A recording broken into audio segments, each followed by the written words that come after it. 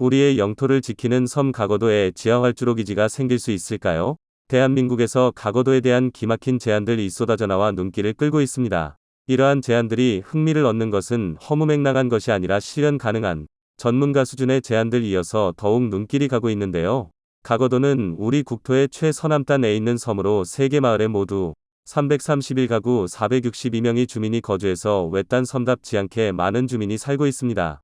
그런데 이 섬에 단순한 공항이 아니라 지하활주로 기지가 갖추어진 군사 공항을 만들어 침몰하지 않는 항공모함을 만들어야 한다는 국민적 목소리와 제안이 제시돼 눈길을 끌고 있습니다. 불과 얼마 전 가거도 인근에서 대한민국으로 밀입국하려던 중국인들이 붙잡혔습니다. 그뿐만 아니라 중국 선적의 다양한 불법 조업 어선들이 가거도 인근 해상에서 거의 매주 납포되거나 적발되는 등 사실상 가거도 주변 해상이 중국의 행정구역처럼 되어버린 현상이 일어나고 있어 안타까움을 자아내고 있습니다. 그 이유는 가거도라는 섬이 중국 대륙과 매우 근접하게 위치하고 있어 중국 선적의 불법 선박들이 자주 출몰하고 있기 때문입니다. 이러한 상황 때문에 우리나라 국토 최남서단에 위치한 가거도는 중국에서 들어오는 미입국 선박이나 불법 조업 어선들을 단속하는 데 최고의 전략적 중심지로 기능하고 있습니다. 이러한 불법 선박들을 단속하는 데에는 항공기까지 동원되어 단속이 진행 중인데 가거도에서부터 활주로가 있는 내륙까지는 상당한 거리가 있어 국가적 예산 낭비와 안보의 위협을 받고 있는 안타까운 사태가 벌어지고 있습니다. 이뿐만 아니라 가거도 섬은 중국의 북해함대가 태평양으로 향하는 길목에 있어서 국가전략의 아주 중요한 거점으로 분류되고 있습니다. 이 때문에 가거도는 국제지정학적으로도 매우 중요한 전략적 요충지로도 볼 수 있는 상황인데요. 이미 우리나라에서는 가거도성과 가거도에 많은 투자를 하고 있는 상황입니다. 가거초 해양기지가 가거도의 서쪽으로 47km 떨어진 곳에 세워졌고 세계 최대 규모의 시설들이 왕왕 들어서고 있는 상황입니다. 최근에는 한반도 해역과 동지나 해남진하의 등지에서 이웃국가들과 마찰을 빚고 있는 어선들이 사실상의 군사 간첩 활동을 하고 있다는 보고는 충격을 주고 있는 상황입니다. 가거도는 경렬비열도 백령도와 함께 서해를 지키는 독도와 같이 전략적으로 중요한 섬으로 인식되며 우리나라 영해의 기점이 되는 섬입니다. 그런 만큼 국가 차원에서 가거도에 쏟아붓는 예산도 만만치 않습니다. 가거도의 일부 마을은 파도가 심해서 우리나라 섬 중에서 가장 태풍 피해가 심한 섬입니다. 최근에 완공된 가거도 방파제는 국가적 예산이 투입된 사업입니다. 1979년부터 그간 투입된 예산만 3,600억 원이 투입되어 세계 최대 크기의 방파제로 의상을 떨치고 있습니다.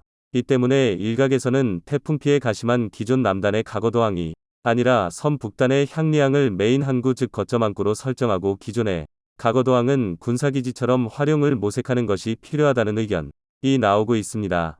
그 중에 가장 눈길을 끄는 의견 중에는 가거도에 넓적한 방파제를 활용해서 활주로를 만들어 경비행기와 해안순찰용 간이비행장을 만들어 국가 영토를 지키는 기지를 만들자는 의견은 눈길을 끌고 있는데요. 그런데 이 비행장에 더 나아가서 군사용 지하활주로 기지까지 만들자는 제안이 나와 눈길을 끌고 있습니다. 지하활주로는 공상과학 영화에만 나오는 기지가 아닙니다. 실제 북한에서도 지하활주로 기지를 적극 활용 중인 시설인데요. 북한은 최근 원산 인근 지역에 지하활주로 기지를 완공을 앞두고 있습니다. 거대한 산 한가운데를 길이 2,500m, 폭 30m의 활주로가 관통한 형태로 돼 있습니다. 마치 공상과학 만화에서나 봄직 한 산 안에 활주로가 있는 기이한 구조인 것인데요. 산 안에는 활주로와 연결된 지하 경납고가 건설돼 있어 유사시 공습을 피해 지상으로 나오지 않고 지하 갱도를 통해 곧바로 이착륙이 가능한 시설입니다. 이러한 군사용 활주로를 가거도에 적용할 수 있다는 분석이 나옵니다. 현재 가거도 방파제는 조금만 손을 보면 활주로로 활용할 수 있지만 뒤에 있는 높은 산 때문에 이착륙에 방해된다는 지적이 나왔습니다. 그런데 이 산을 잘만 활용하면 우리 공군기들을 위한 경납고로 활용할 수 있다는 것인데요. 그렇게 되면 어떠한 기종이 있는지 적에게 노출이 안 될 뿐 아니라 유사시 적의 공습을 피해서 항공모함보다 더욱 효과적으로 적의 공습에 대응할 수 있게 됩니다. 만약 가거도 방파제가 군사기지로 활용할 수 있다면 기존의 가거도 마을은 북쪽의 향리항으로 이주 및 보상을 해야 하는데요. 놀랍게도 가거도 향리항은 지난 2012년 국가관리 연안항으로 지정된 바 있어 향리항에 대한 국가관리 연안항의 기존계획을 잘 계승한다면 가거도의 효과적인 재구조화가 가능할 것이라는 분석이 나옵니다. 가거도의 북쪽에 있는 향리항은 가거도항과는 다르게 태풍과 마주 하고 있는 방향에 있지 않아서 태풍이 왔을 때에도 가거도항처럼 큰 피해가 없을 뿐 아니라 자연항만을 만들어내고 있어서 효과적인 항만 구축이 가능한 상황입니다. 기존의 가거도항을 활주로와 지하 공군기지가 갖추어진 군사기지로 만든 후 향리항에는 지역 주민을 이주하기 위한 택지와 어민시설, 기타 항만시설을 구축하게 된다면 가거도섬은 향후 발생할지 모르는 국가 간 마찰에서 효과적인 억지력을 갖춘 섬으로 구축될 수 있을 것으로 전망됩니다. 가거도 방파제는 지난 40년 동안 수천억 원의 예산이 투입된 사업입니다. 이 때문에 단순한 어항의 용도로 활용하기보다는 더욱 국가 전략적으로 활용이 가능할 만한 군사시설로서의 활용이 적극 모색되는 것이 바람직하다는 의견이 나옵니다. 최근 동진화의 남진화의 부근에서 국제적 분쟁의 기류가 형성되고 있습니다. 미국, 일본, 호주뿐 아니라 멀리 있는 영국, 프랑스, 독일의 해군까지 남진화의 부근으로 파병을 나와 중국의 패권 전략에 대응하고 있습니다. 이 때문에 서해 안보 환경 역시 안전하지 않은 상황이며 세계 제2위의 패권 국가로 떠오른 중국이라는 나라에 대항할 만한 억지력을 우리나라 서해섬 곳곳에 갖추어 나가야 한다는 지적이 꾸준하게 제기되고 있습니다. 최근 한국에 꽤나 실망스러운 소식이 전해졌습니다. 상당한 천연가스가 매장돼 있을 것으로 예상되던 7광구가 실제 경제적 가치를 가질 만한 수준은 아니었다는 것인데요. 낙담한 네티즌들은 영문도 모르는 단군 할아버지를 예토전생시키며 그의 지정학적 능력을 탓하는 웃지 못할 사태도 연출되고 있습니다. 그런데 아직 신은 한국을 버리지 않은 듯 보입니다. 최근 한반도 땅 밑에서 거대한 지하자원층이 발견되면서 에너지 강국으로서 한국의 제2장을 예고하고 있는데요. 이 발견이 얼마나 충격적이었던지 중동의 에너지 기업들은 다급히 한국과의 국제 컨소시엄까지 요청하고 있습니다. 발단은 지난 3월이었습니다. 전세계 경제가 침체에 들어서고 있는 현재 중동 오만에서 희망적인 뉴스가 보도됐습니다. 포스코홀딩스 관계자에 따르면 오만 정부가 그린수소 사업 활성화를 위해 설립한 기업 하이드롬과 두쿰 지역의 그린수소 독점 개발 및 생산, 부지 임대 등을 추진하는 계약을 맺었다고 지난 22일 밝혔는데요. 포스코홀딩스를 중심으로 이뤄진 국제 컨소시엄이 중동의 오만 그린수소 독점 개발 사업권을 따낸 것으로 이는 서울시 면적의 절반에 달하는 부지에서 연간 22만 톤의 그린수소를 무려 47년 동안 생산하는 계약입니다. 국내 기업이 해외에서 추진하는 그린수소 사업 가운데 역대 최대 규모이자 이 정도 양이면 매년 수소 전기차 4,400만 대를 충전하고도 남는 양이라 할 수 있는데요. 한편 그 시각 한반도 밑에서도 이상 현상이 발견되고 있었습니다. 지질학자들의 조사 결과 당장 한반도에 엄청난 양의 수소가 매장돼 있음이 확인됐고 이것이 만약 상용화에 성공할 경우 국내 에너지 안보와 신사업 창출 및 국가 탄소 중립 목표 달성에 기여할 수 있다는 매우 신선하고도 충격적인 내용이었는데요. 한국이 에너지 생산국이 될 수 있다는 가설이 더는 미친 소리가 아니라는 겁니다. 실제로 지하에서 끊임없이 분출되는 수소 자원은 과거 오래전부터 전 세계의 연구 대상이었습니다. 한 예로 튀르키예의 남서부 안탈리아주의 여행지 가운데 하나인 키메라산은 땅속에서 끊임없이 솟아나오는 가스로 인해 불꽃이 꺼지지 않는 물구멍, 소위 야날타쉬로 유명한데요. 이 미스터리한 현상의 원인은 메탄의 유출 때문으로 드러났으나 그중 10%가량은 수소로 확인되래 따라 에너지학계에 대단한 파장을 몰고 왔습니다. 참고로 수소 분자는 비슷한 양의 디젤이나 휘발유보다 약 4배나 많은 에너지를 갖고 있으면서도 온실가스인 이산화탄소를 배출하지 않기 때문에 명실상부한 청정연료로 정평이 나 있습니다. 기후위기 해법의 돌파구를 찾고 있는 전세계 정부가 수소에서 희망을 찾으려는 이유가 바로 이 때문입니다. 문제는 그동안 수소를 어떻게 얻느냐에 따라 청정도가 달라지기 때문에 이를 해결할 과학적 연구가 선행돼야 했습니다.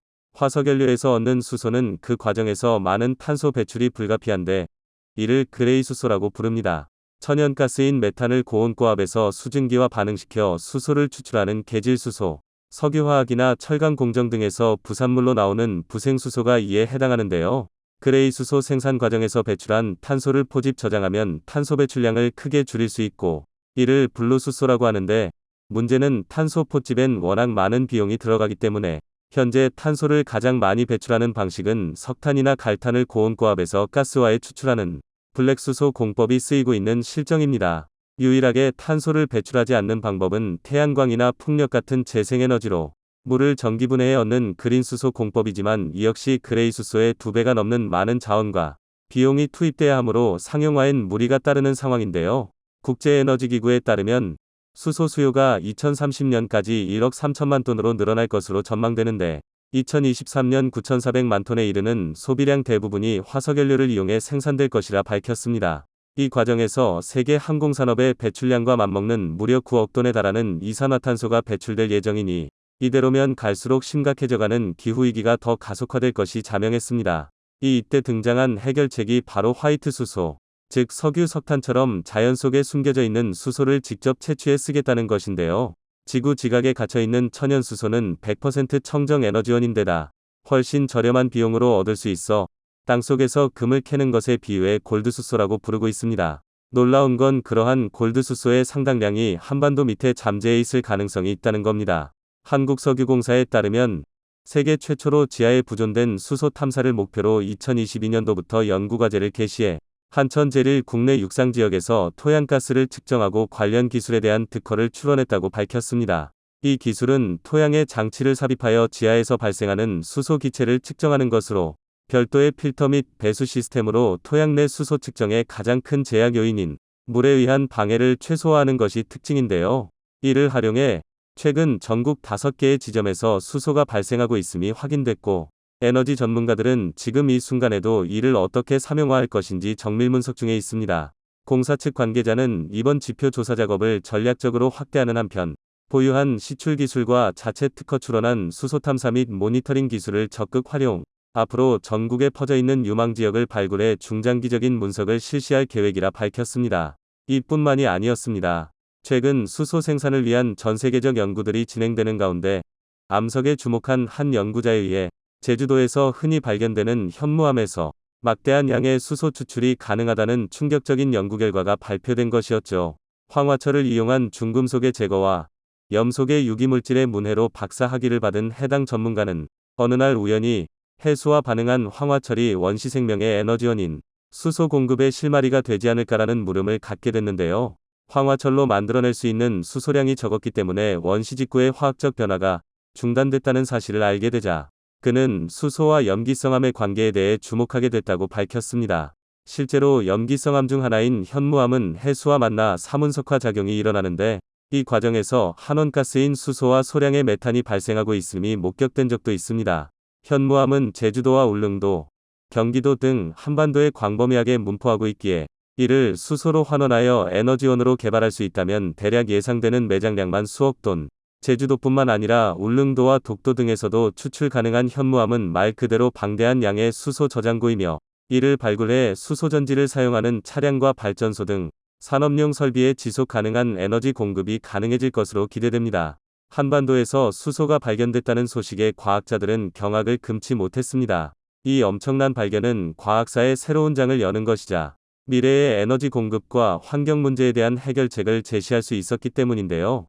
특히 이 발견이 과학자들에게 충격을 줬던 이유는 우리가 알고 있는 기존의 수소 추출법과 완전히 새로운 방식이었기 때문입니다. 많은 논란이 있기는 하나 학계에선 천연수소를 직접 추출하거나 현무암을 수소로 환원하는 방식은 충분한 잠재력이 있다고 인정하고 있습니다. 미국 지질조사국인 USGS 측은 2022년 10월 미국 지질학회 연례회의에서 석유 산업에 적용됐던 모델을 이용해 추정한 결과 지구 지각에는 수조돈, 그리고 한반도에도 상당한 수소가 매장돼 있을 수 있으며 그중 10%만 사용해도 현재 소비량을 전제로 계산했을 시 수천 년 동안 쓸 수 있는 양으로 드러났다고 밝혔는데요. 지질조사국은 장기적으로 천연수소의 생성량이 연간 수억 톤에 이를 것으로 예상했으며 미국 에너지고등연구계획국 또한 처음 들었을 때는 미친 소리라고 생각했으나 보고서를 읽을수록 과학적 근거가 탄탄하다는 걸 깨달았다고 밝히기도 했죠. 실제로 과학자들은 철 성분이 풍부한 현무암이 고온에서 물과 반응해 삼운석이 되는 과정에서 수소가 만들어진다는 것에 대해 재작년 북극해와 아프리카 최남단을 잇는 대서양 중앙 해령에서 이 장면이 학계에 보고된 적이 있다고 밝혔습니다. 해저 화산이 밀집돼 있는 중앙해령에선 지각판이 서로를 끌어당기는 과정에서 새로운 해저 지각이 만들어지고 있는데 과학자들은 이 가운데 로스트시티라는 열수문출 지역에서 해저로부터 솟는 다량의 수소를 확인했습니다.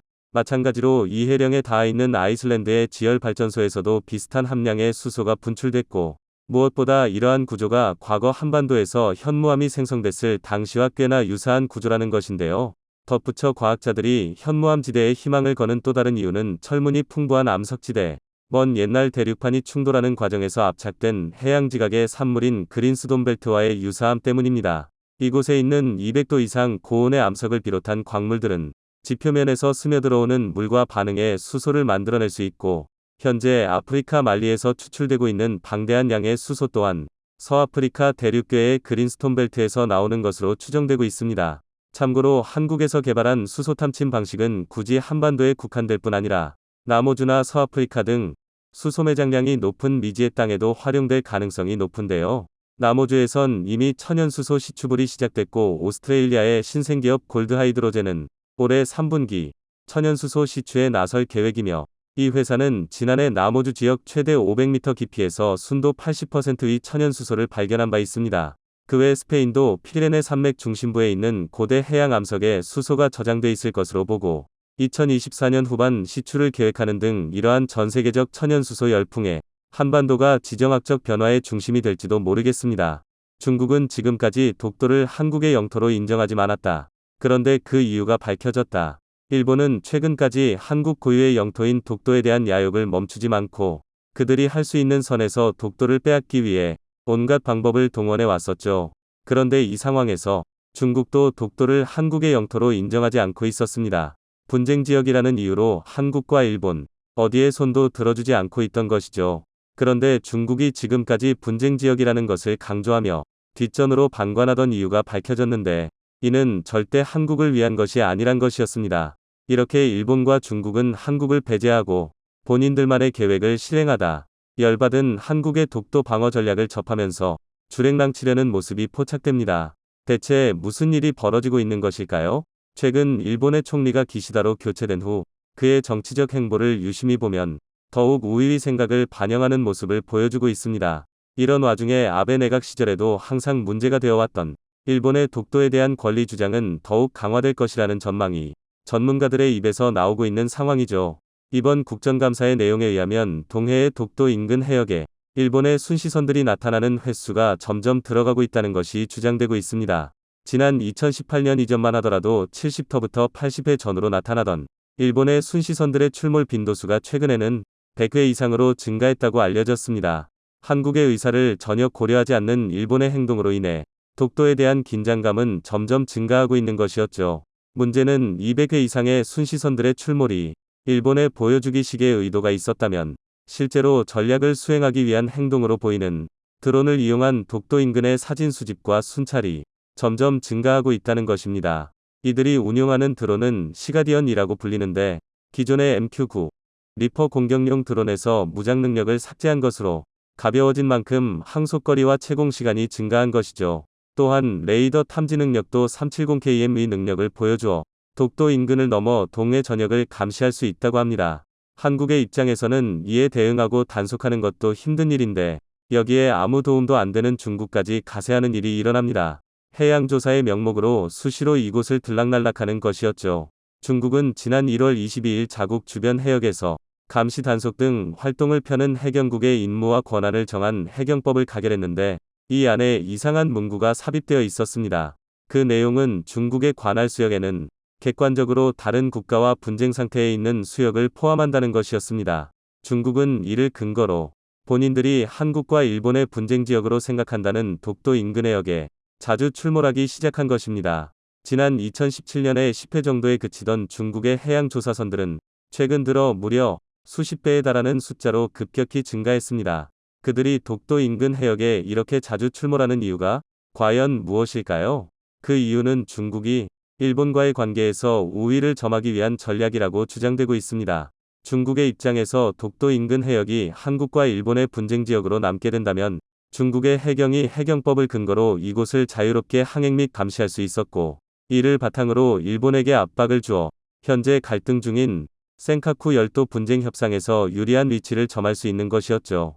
중국은 자국의 이익을 위해 한국에게 독도가 얼마나 중요한지 알면서도 분쟁 지역으로 남길 바라며 한일 중 어느 누구의 손도 들어주지 않고 있던 것입니다. 재미있는 사실은 일본도 이런 중국의 전략을 간파하고 있었는데, 마치 독도 인근 해역이 본인들 것인 것 마냥 중국에게 이를 해결하기 위해 직접 만남을 가지려고 시도한 것이죠. 일본은 경제협력과 민간교류 강화라는 표면상의 이유를 들면서 시진핑과의 대화를 하게 되는데 결국 그 두 국가가 분쟁 지역으로 주장하는 독도 인근 해역에서 중국 선박이 접근하는 것을 문제 삼으며 티격태격하는 모습을 보여줍니다. 일본은 원래 한국을 패싱하고 행동하는 것을 자주 보여주곤 했는데 엄연히 현재 한국의 영토인 독도를 두고서 자신의 영토인 것 마냥 중국과 이런 상황을 만들고 있던 것입니다. 이 모든 상황을 지켜보던 한국의 입장에서는 이것들이 지금 뭐 하는 것인가 싶었을 테죠. 그리고 이들에게 보여주기라도 하듯이 행동을 취합니다. 그동안 감춰왔던 엄청난 무엇인가를 꺼내들게 되죠. 일본은 이것을 보고는 큰 충격을 받게 됩니다. 그 이유는 바로 한국의 기술력이 이미 본인들을 넘어 섰다는 것을 알았기 때문이죠. 일본은 독도뿐만 아니라 센카쿠에서의 중국과의 분쟁에 대비해 무인기들과 이와 관련된 시스템을 도입하려고 했습니다.